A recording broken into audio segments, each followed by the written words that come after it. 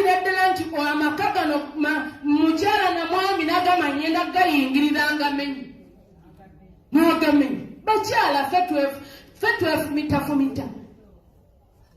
ffe tuyina ettima ku bannaffe ffe tuteeseza ogenda n'olaba ku mirimu eyo era nga mukazi yakuteeseza gwe ng'omukazi bakugobe.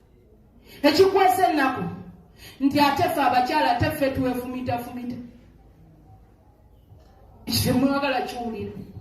Katonda wange tagenda kuwummula paka lwanaatuukiriza ekisuubizo kye yansuubiza, kubanga kigenda kutuukirira mu linnya lya Yesu.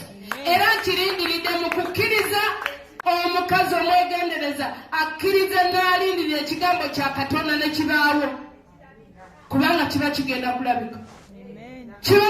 kulabika. Katonda akola ekigambo ekijja, Katonda no tawummula paka lwakikola.